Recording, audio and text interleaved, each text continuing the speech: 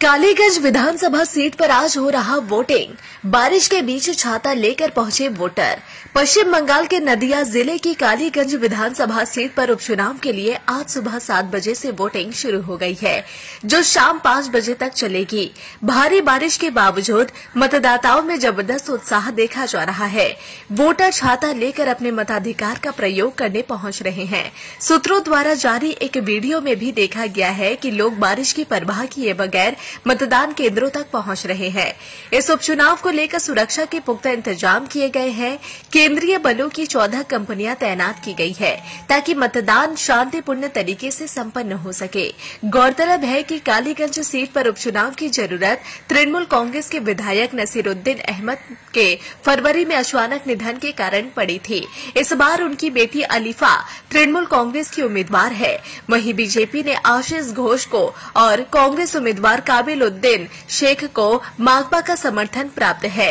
इस सीट पर तृणमूल, बीजेपी और कांग्रेस वाम गठबंधन के बीच त्रिकोणीय मुकाबला देखने को मिल रहा है।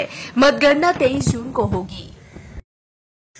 আমি সবাইকে বলছি, আমরা শুধুমাত্র দুটো রাজনৈতিক দলের বিরুদ্ধে লড়াই করছি না। আমাদের অন্যতম আজকে প্রধান লড়াই হলো এই দুর্যোগপূর্ণ আবহাওয়া।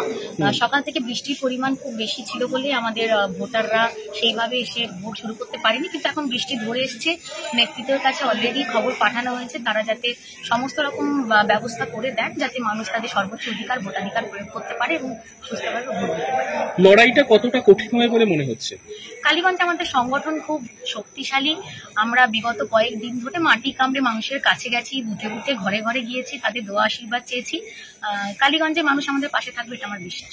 বিভিন্ন জায়গায় দেখা গেছে রাস্তা নিয়ে অনেক সময় অভিযোগ উঠেছে এলাকার লোকজন, তো সেইখানে দেখা গেছে যে আপনার তরফ থেকে সেগুলোকে দ্রুত সমাধান করার আশ্বাস দেওয়া হয়েছে, তো সেটাকে কতটা কার্যকরী করার পরিকল্পনা রয়েছে আগামী দিনে?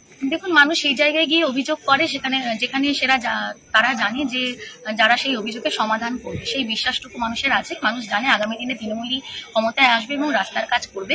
মানুষের অভিযোগ আমরা মাথা পেতে নিই, আমরা লিখে নিয়েছি, আমরা সেই রাস্তার কাজ দ্রুত হারে সমাধানের চেষ্টা করব।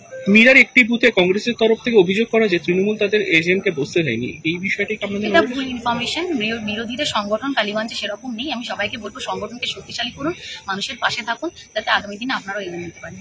এটা 167 নম্বর বুথ। সেই বুথে এখন মধ্যে মেশিন ডিস্টার্ব দেখাচ্ছে, ভোট চালু হয়নি।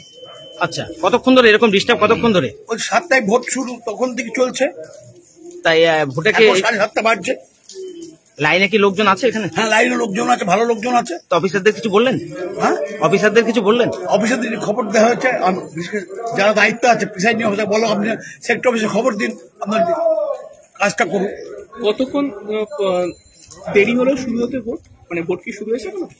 7টায় তো ভোট শুরু হওয়ার কথা, এখন 7:30 বাজে। 8 ঘন্টা করে মেশিন ডিস্টার্ব করছে।